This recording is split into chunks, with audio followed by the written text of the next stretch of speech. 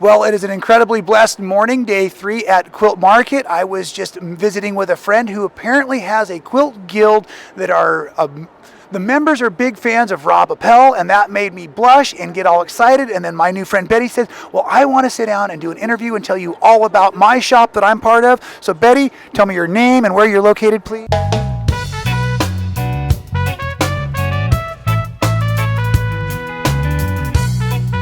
I'm Betty Ivins. I'm an educator at Aunt Sassy's Quilts in DeKalb, Illinois. No, I didn't hear Aunt Sassy. Is she really sassy? Yes. I'm the wingnut. She's How did you come up with that name? It's a Sally history when her niece was young. And you go around the room and who is this and how do you say their name? And when her niece got to Sally, which is her actual name, she had trouble. And so it came out Sassy. And it's been Aunt Sassy ever since. I just love that. That is great.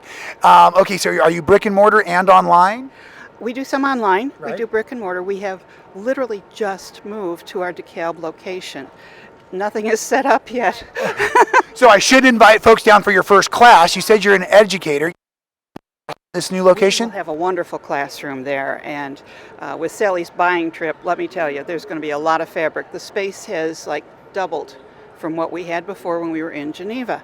And so we have a beautiful facility. It's in DeKalb, right convenient to the major exit off of 88. Right. Everybody knows 88. Okay. That's not how fast you can drive, but it's my suggestion. Okay, just in case. It's off of Annie Glidden and on what they call Lincoln Highway, which is Route 38, in a place called, and I don't make this up, it's a place called The Junction. DeKalb being a big railroad organization. So yes, it's in the Junction, near Northern Illinois University. Just the space is just gorgeous. Big windows, big ceilings, big classroom. Everything is big. That's fantastic. Now, is the previous location still open until the other one is? How are you handling the move? Is it a move or is it a doubling? It's a move. Okay. So as of Monday of this week, we brought everything that was, the miscellaneous that gets left when you move. We brought everything out, and the shop that was there, we were co-located with a baby lock dealer. So they're going to take the space that we had and do more baby lock, because we were both we were elbow room. It was okay, but I think I just heard a beautiful blessing that it just happened for you. Because when I moved our location years back, it was very difficult because we had so many customers that always came to our shop, but they were tourism customers. And so they would come once a year, and then they all of a sudden couldn't find us. So our neighbor, who we'd always been good neighbors with, allowed us to hang a sign on his building stating that our shop had moved to a new location. But because you have a location that is going to still be occupied by a partnership, they'll be very easy to send them down the road for your fabric from you, I assume. We hope so. It's a different traffic. Probably keep some of the customers, because we were about the only place that carried certain fabrics that we really loved. And you'll learn from the traffic, what do your people really want to sew?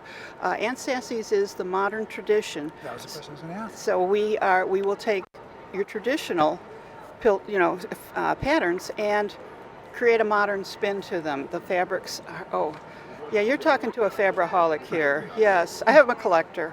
And that does sound like a fun, sassy twist on the traditional as well. Kicking it up a notch, a little picante on there for you. Oh yeah, if it's novelty, if it's in your face colors, I'm there. So last question before I dive you into the mystery box of questions. As an educator, what is your favorite class to teach currently? Oh, tough one. That is really tough. Well, I've been practicing my job as interviewer. I like kaleidoscope. 3 triangles? We're actually doing the 8 piece, which is the 45 degrees. And we've done some work with Jason Yenter's fabrics. I love Jason Yenter. He's a great guy and a fantastic designer. And he loves kaleidoscope quilts. Well, especially early on. I haven't seen many of his lines recently because I just haven't had the time to get out and look. But a lot of the early stuff I loved were so digitally done that they would chop up so perfectly to put back in. Absolutely. And when you're working with a kaleidoscope, that's important. Yes. I'm just saying, it's like one of those. It's part of the trick. Accurate cutting, accurate sewing. Yes, we put that in the brochure. I love that. That is great. Well, the reason I was asking about 60-degree triangles is I have a new template set that is all, the templates are done, but I haven't finished the quilt, so I haven't shown anybody yet. They're based on 60. So you might have another fun new workshop with Rob's silly new templates called the Super 60 set. Kind of fits in my age demographic. The, Super 60.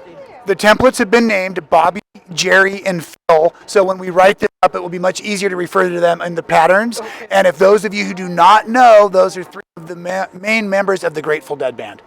I did not know that. Yeah, it's going to be pretty cool. And when you see the template, you'll understand how they Jerry, Bobby, and Phil as well. So, Super 60 set coming your way. So is the mystery box of questions. Your new task at hand is to take any of the red cards out of there and Red card. read it. Oh, you have to read it I have and to read answer it. it, please. When was the last time you had your sewing machine serviced? Careful. This is a very trendy question today. I think you're the fourth person to ask it, and so far we haven't had much good news. Oh, well, which sewing machine are we talking about? Oh, and maybe we should just end it right there, huh? I've had my, I have a very old Bernina inherited from my mom. It was maybe 18 months ago. Yeah. I have an Elna, again, very old, and that was maybe a year ago. And I have a Gamel long arm, which was like 8 months ago. And let me tell you, just have to have it serviced. Yeah. 12 to 18 months, always recommendation as well. And you know, they're very old machines, and she's still using them constantly because you are keeping them serviced. And like anything, as it gets a little older, the more you use it, the better it will keep working. Yes. Yes, and we will see you all in another interview. Betty, plug your shop, please. Aunt Sassy's Quilts in DeKalb, Illinois. You're awesome. Thanks for being here.